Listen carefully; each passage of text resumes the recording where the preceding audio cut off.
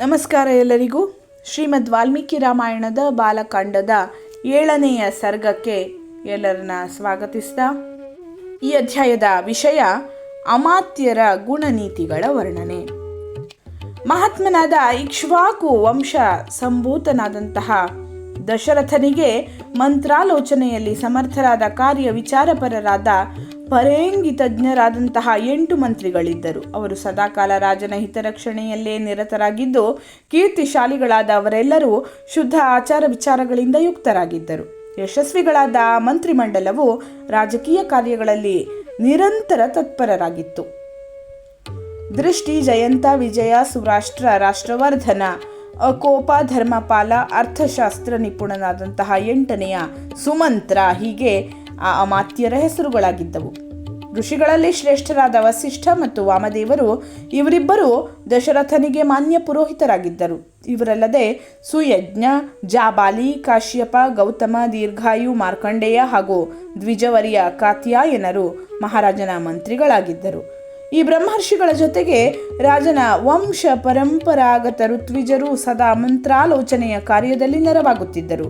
ಇವರೆಲ್ಲರೂ ವಿದ್ವಾಂಸರಾದ್ದರಿಂದ ವಿನಯಶೀಲರು, ಅಕಾರ್ಯ ಮಾಡಲು ನಾಚುತ್ತಿದ್ದವರು, ಕಾರ್ಯಕುಶಲರು, ಜಿತೇಂದ್ರಿಯರು, ಶ್ರೀ ಸಂಪನ್ನರು, ಮಹಾತ್ಮರು, ಶಸ್ತ್ರವಿದ್ಯೆಯನ್ನು ಬಲ್ಲ ಮಹಾಪರಾಕ್ರಮಿಗಳು, ಯಶಸ್ವಿಗಳು, ಸಮಸ್ತ ರಾಜ್ಯ ಕಾರ್ಯಗಳಲ್ಲಿ ಕುಶಲರು, ರಾಜನ ಅಪ್ಪಣೆಯಂತೆ ಕಾರ್ಯ ಮಾಡುವವರು, ತೇಜಸ್ವಿಗಳು, ಕ್ಷಮಾಶೀಲರು, ಕೀರ್ತಿವಂತರು, ಬೇರೆಯವರು ಮಾತನಾಡಿಸುವ ಮೊದಲೇ ಮುಗುಳ್ನಕ್ಕೂ ಮಾತನಾಡುವವರು ಆಗಿದ್ದರು. ಅವರೆಲ್ಲರೂ ಕಾಮ, ಕ್ರೋಧ, ಸ್ವಾರ್ಥಕ್ಕೆ ವಶರಾಗಿ ಎಂದು ಸುಳ್ಳು ಹೇಳುತ್ತಿರಲಿಲ್ಲ.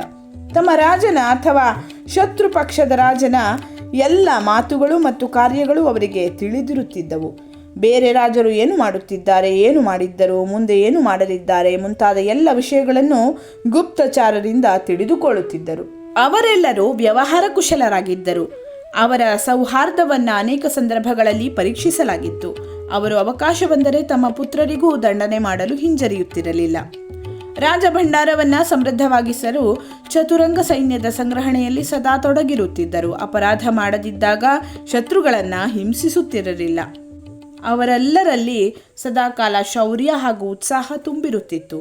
ಅವರು ರಾಜನೀತಿಗನುಸಾರ ಕಾರ್ಯ ಮಾಡುತ್ತಾ ರಾಜ್ಯದಲ್ಲಿ ಇರುವ ಸತ್ಪುರುಷರನ್ನು ಸದಾಕಾಲ ರಕ್ಷಿಸುತ್ತಿದ್ದರು. ಬ್ರಾಹ್ಮಣರಿಗೆ ಮತ್ತು ಕ್ಷತ್ರಿಯರಿಗೆ ಕಷ್ಟ ಕೊಡದೆ ನ್ಯಾಯಸಮ್ಮತವಾದ ಧನದಿಂದ ರಾಜನ ಖಜಾನೆ ತುಂಬುತ್ತಿದ್ದರು. ಅವರು ಅಪರಾಧಿಯ ಬಲಾಬಲವನ್ನು ನೋಡಿ ಅವರ ಕುರಿತು ತೀಕ್ಷ್ಣ ಅಥವಾ ಮೃದು ದಂಡವನ್ನು ವಿಧಿಸುತ್ತಿದ್ದರು. ಎಲ್ಲರ ಭಾವಗಳು ಶುದ್ಧವಾಗಿದ್ದು ವಿಚಾರವಂದೇ ಆಗಿದ್ದವು. ಅಯೋಧ್ಯೆಯಲ್ಲಿ ಅಥವಾ ಕೋಸಲ ರಾಜ್ಯದಲ್ಲಿ ಅವರ ಅರಿವಿನಲ್ಲಿ ಸುಳ್ಳು ಹೇಳುವವರು, ದುಷ್ಟರು, ಪರಸ್ತ್ರೀ ಲಂಪಟರು ಯಾರೂ ಇರಲಿಲ್ಲ. ನಗರದಲ್ಲಿ ಶಾಂತಿ ನೆಲೆಸಿತ್ತು. ಈ ಎಲ್ಲ ಮಂತ್ರಿಗಳ ಬಟ್ಟೆ, ವೇಷ ಸ್ವಚ್ಛ ಹಾಗೂ ಸುಂದರವಾಗಿತ್ತು. ಅವರೆಲ್ಲರೂ ಉತ್ತಮ ವ್ರತವನ್ನು ಪಾಲಿಸುವವರು ಹಾಗೂ ರಾಜನ ಹಿತೈಷಿಯಾಗಿದ್ದರು. ನೀತಿರೂಪಿ ಚಕ್ಷುಗಳಿಂದ ನೋಡುತ್ತಾ ಸದಾ ಎಚ್ಚರವಾಗಿದ್ದರು.